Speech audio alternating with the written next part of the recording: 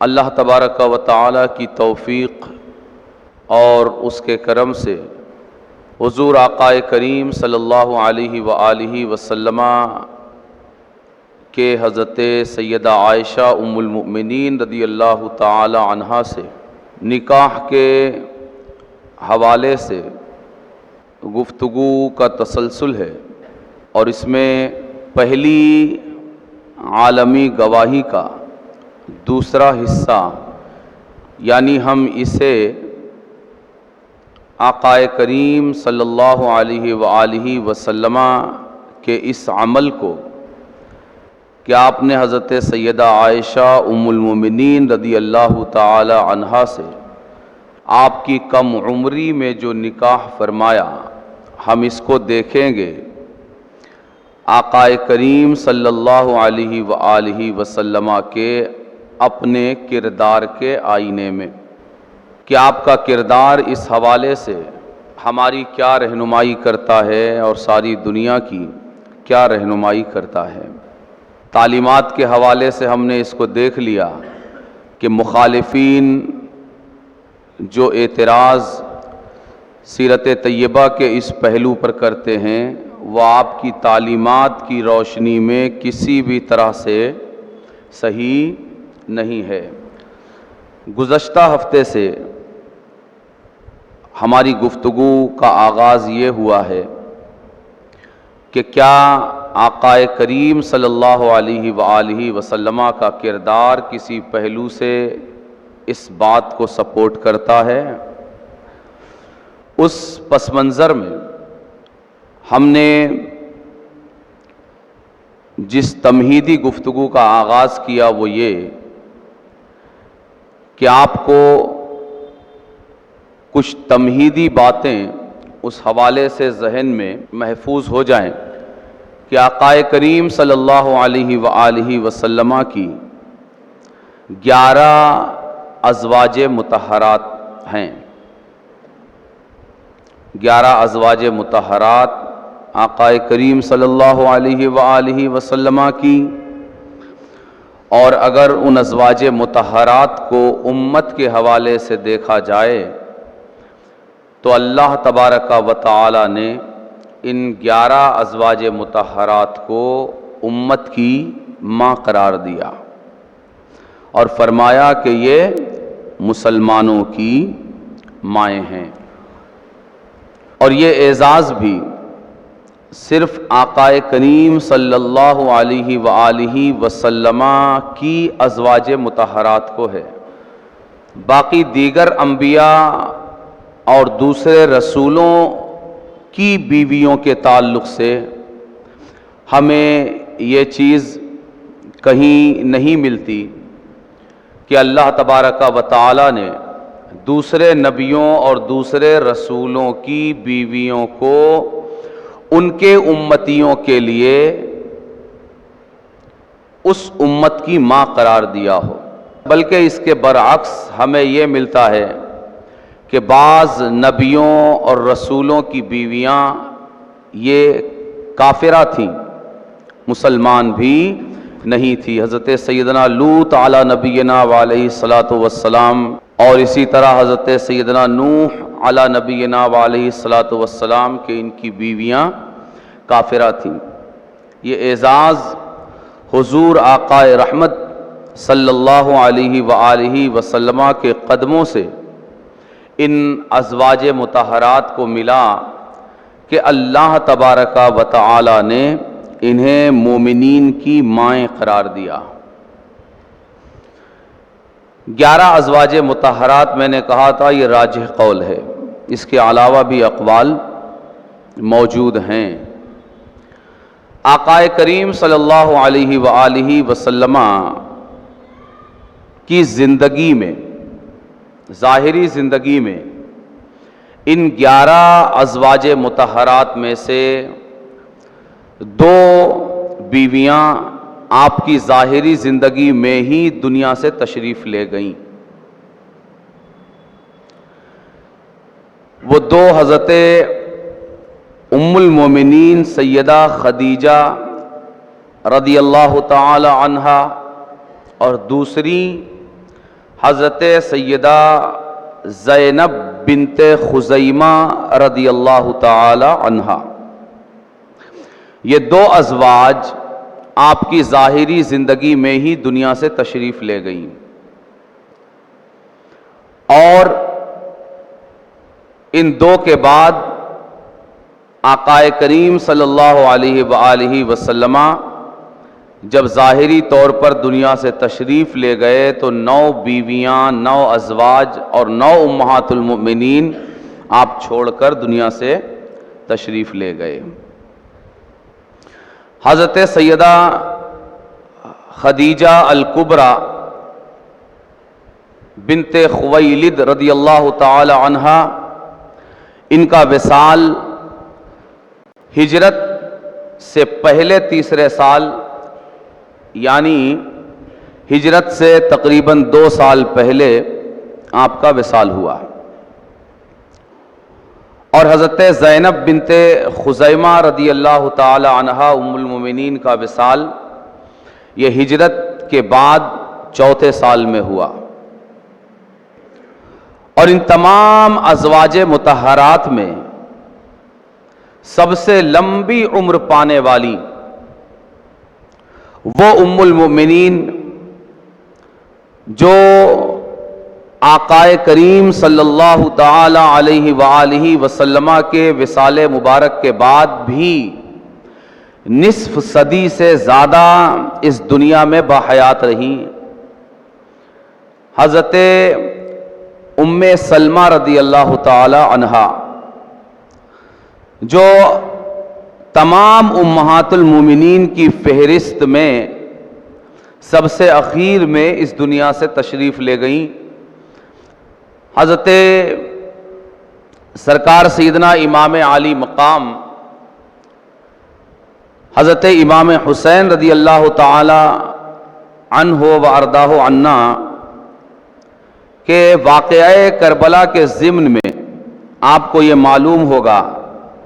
کہ حضور آقا کریم صلی اللہ علیہ وآلہ وسلم نے حضرت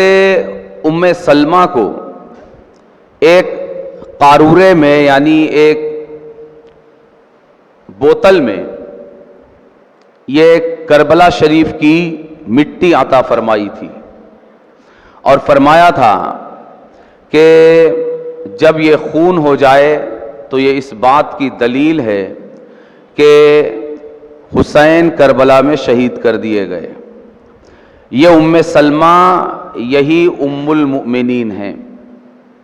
جو واقعہ کربلا کے بعد بھی باحیات رہی، اور بے اختلاف روایات تقریباً 7-8 اقوال ہیں اس حوالے سے آپ کے وصال کے سن کے تعلق سے۔ جو آخری قول ہے وہ سن 64 ہجری کا ہے، سن 64 ہجری، یعنی واقعہ کربلا کے بعد بھی یہ 3-4 سال باحیات رہیں، اور اس کے بعد پھر وصال فرمایا۔ تو یہ 11 ازواج مطہرات ہیں، ان کا نام میں نے گزشتہ ہفتہ ذکر کیا تھا۔ حضرت خدیجہ، حضرت سودا، حضرت عائشہ، حضرت حفصہ، حضرت ام حبیبہ، حضرت ام سلمہ، اور حضرت زینب بنت جحش، حضرت زینب بنت خزیمہ، حضرت جویریہ بنت الحارث، حضرت میمونہ بنت الحارث، اور حضرت صفیہ بنت حیی بن الاخطب، یہ 11۔ اب اس تمہیدی گفتگو اور ابتدائی معلومات کے بعد اب ہمیں یہ دیکھنا ہے کہ اعتراض جو ہے وہ یہ کہ آقا کریم صلی اللہ علیہ وآلہ وسلم نے اپنی جنسی تسکین کے لیے صدبار معاذ اللہ رب العالمین حضرت سیدہ عائشہ ام المؤمنین رضی اللہ تعالی عنہا سے ان کی کم عمری میں نکاح فرمایا۔ اس اعتراض کو سامنے رکھ کر جب ہم گفتگو کا آغاز کرتے ہیں تو سب سے پہلے ہم یہ دیکھیں کہ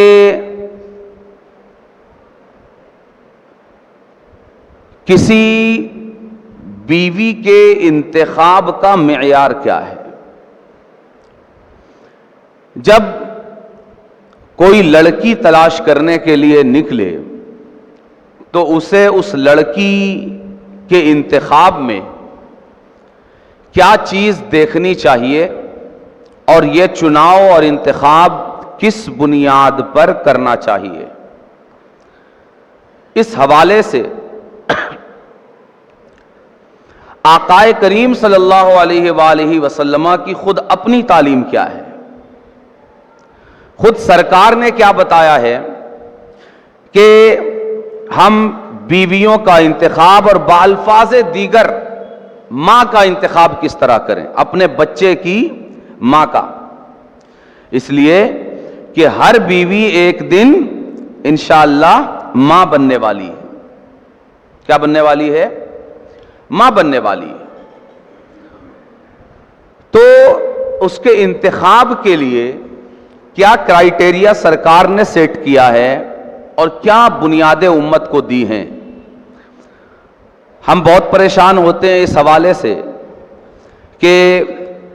کس طرح کی لڑکی اپنے بچوں کے لیے تلاش کریں کہ وہ مناسب ہو اور بہتر ہو۔ سرکار نے آلریڈی یہ مسئلہ اپنی امت کے لیے حل فرما دیا ہے۔ آقائے کریم صلی اللہ علیہ وآلہ وسلم ارشاد فرماتے ہیں، تنکح المرأة لأربع، لمالها ولجمالها ولحسبها ولدینها فاظفر بذات الدین۔ آقائے کریم صلی اللہ علیہ وآلہ وسلم ارشاد فرماتے ہیں، اسی لیے جس طرح آقائے کریم کی ازواج یہ امت کی مائیں ہیں، اسی طرح سرکار یہ امت کے روحانی باپ ہیں۔ کیا ہیں؟ روحانی باپ ہیں کہ وہ باریک باتیں، وہ شفقتیں، وہ محبتیں امت کے ساتھ، وہ پدرانہ تعلق، جو باتیں سگا باپ بھی، اور خاص کر موجودہ حالات میں جبکہ باپوں کو اولاد کی تربیت کی بالکل بھی فرصت نہیں ہے، اور انہوں نے پورا ٹھیکہ اسکول اور مدرسے کے ذمے کر دیا ہے کہ وہ جس ڈھرے پر ان کی اولاد کو ڈالنا چاہیں وہ ڈال دیں۔ ماں اور باپ کو تربیت کے حوالے سے بالکل بھی فرصت نہیں ہے۔ ان حالات کو سامنے رکھتے ہوئے ہمیں یہ سمجھ میں آتا ہے کہ آقائے کریم صلی اللہ علیہ وآلہ وسلم چھوٹی چھوٹی باتوں میں بھی اس طرح اپنی امت کی رہنمائی فرماتے ہیں کہ سگا باپ بھی اس لیول پر اور اس طرح کے امور میں رہنمائی کرتا ہوا خاص کر موجودہ حالات میں ہمیں نظر نہیں آتا۔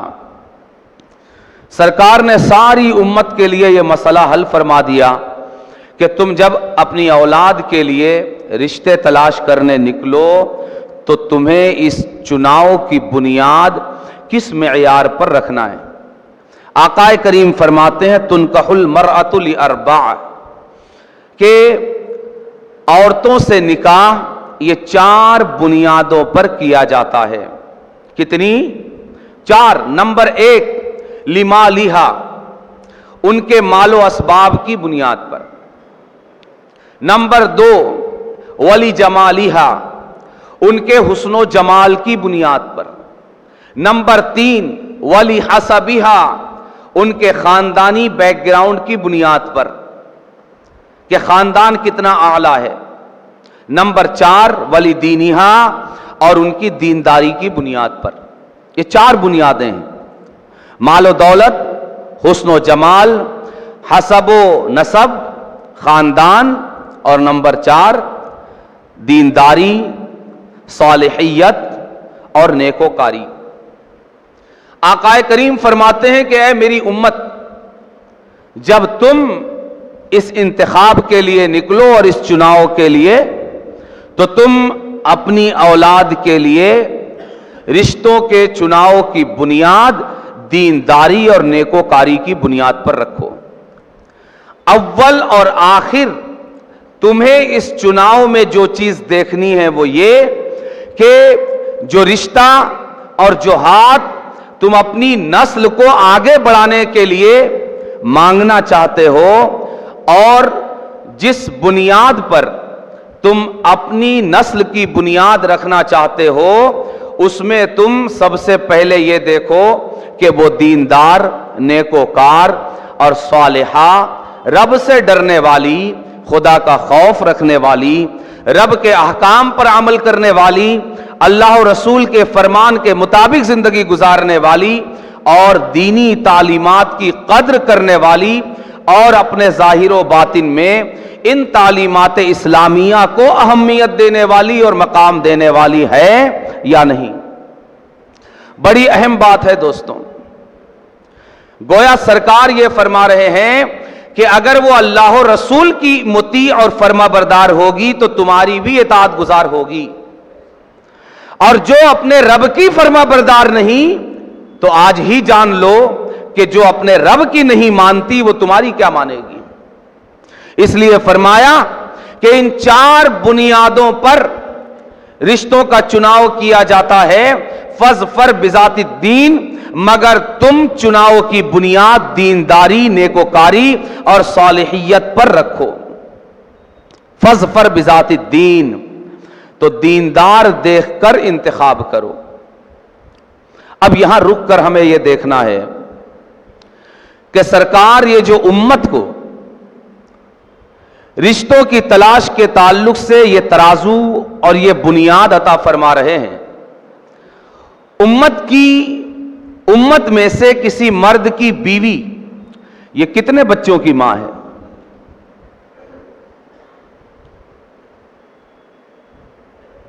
جی کتنے بچوں کی؟ 1 2 3 4 5 10 12 15 اتنے ہی؟ سرکار جب ایک عام ماں کی تلاش کے لیے، ایک عام ماں، میری ماں، آپ کی ماں، سارے امتیوں کی ماں،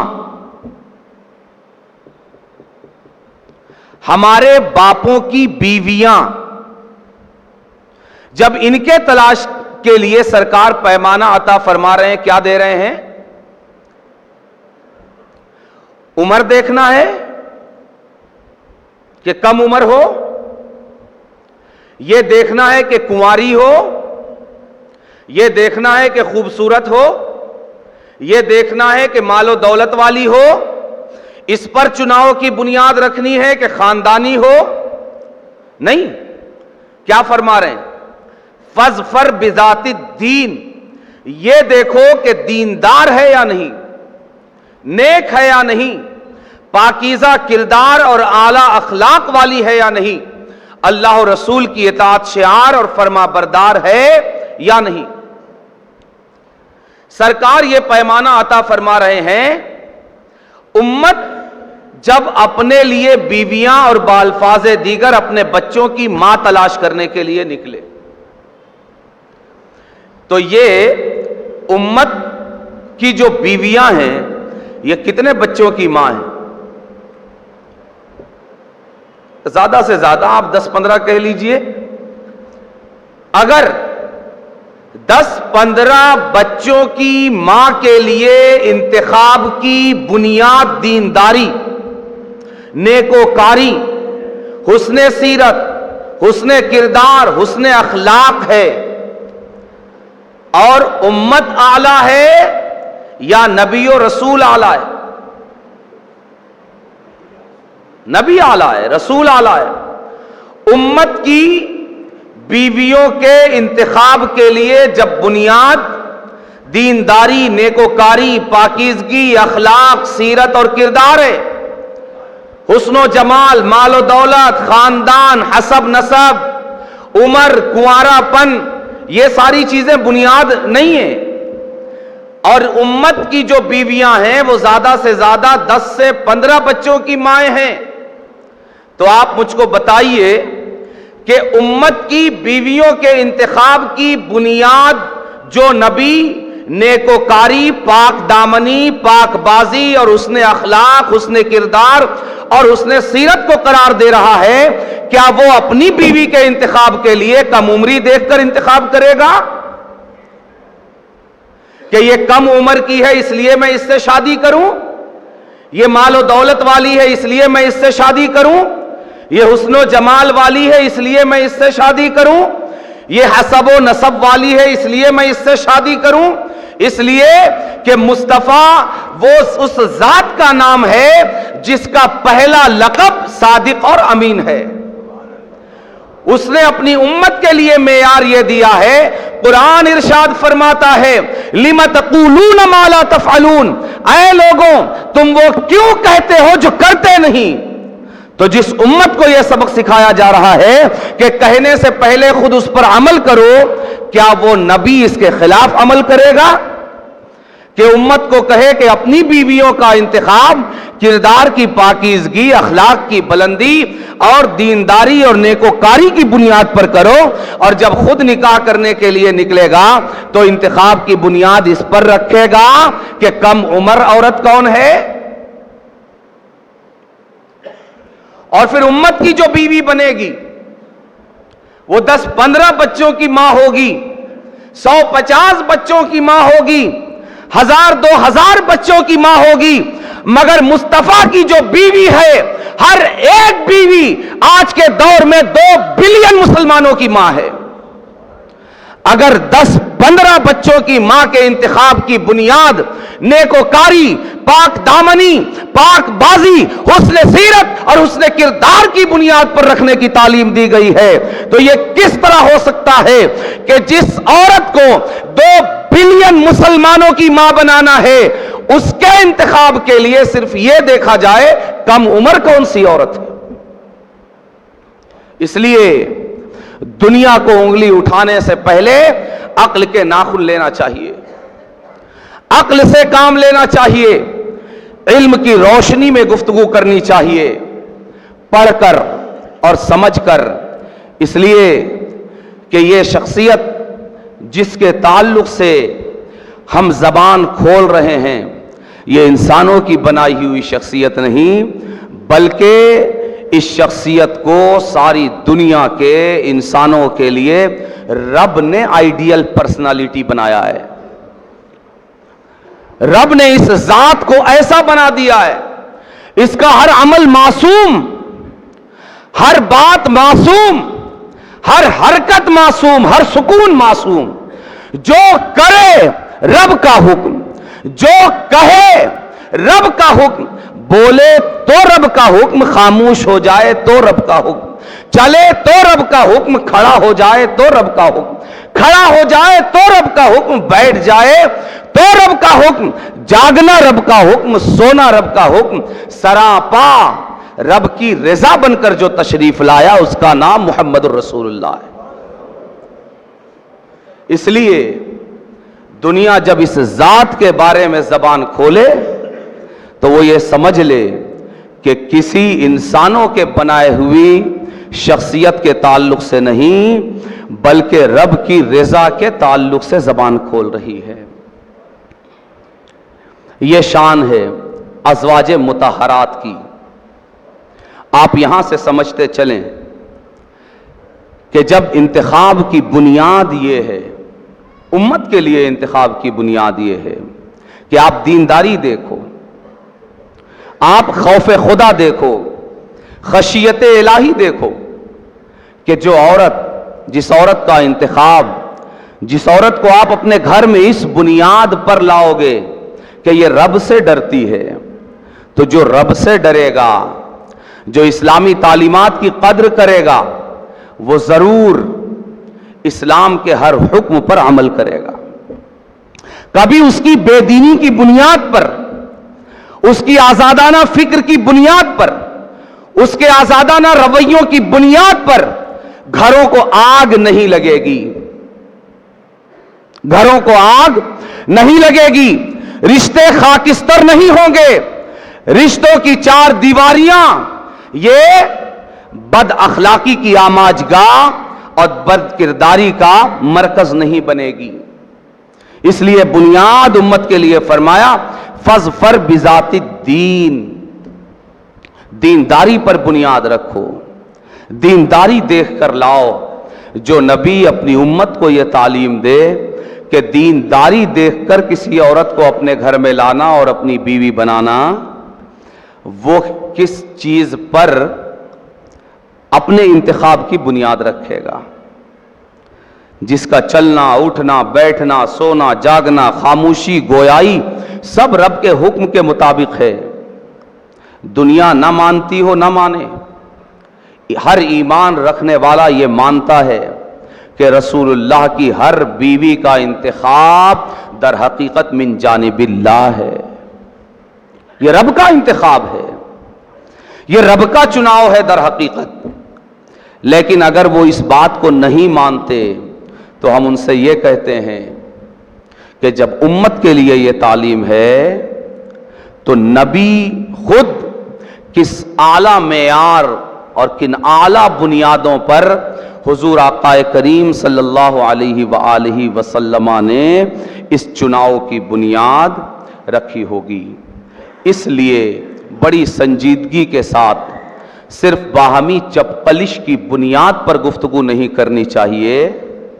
بلکہ سچی بنیادوں پر، حقانیت کی بنیادوں پر بات ہونی چاہیے، علمی بنیادوں پر بات ہونی چاہیے کہ علم کی روشنی میں، سیرت کی روشنی میں، کردار کی روشنی میں، عالمی گواہیوں کی بنیاد پر آقا کریم صلی اللہ علیہ وآلہ وسلم کی سیرت اور آپ کا کردار کس قدر صاف، کس قدر شفاف ہے، ہمیں بھی یہ دیکھنے کی ضرورت ہے اور دنیا کو بھی یہ دکھانے کی ضرورت ہے۔ اللہ تبارک و تعالی آقا کریم صلی اللہ علیہ وآلہ وسلم کی سیرت طیبہ کے ہر پہلو سے ہمیں اپنی زندگی میں روشنی حاصل کرنے کی توفیق عطا فرمائے۔ وما علینا الا البلاغ۔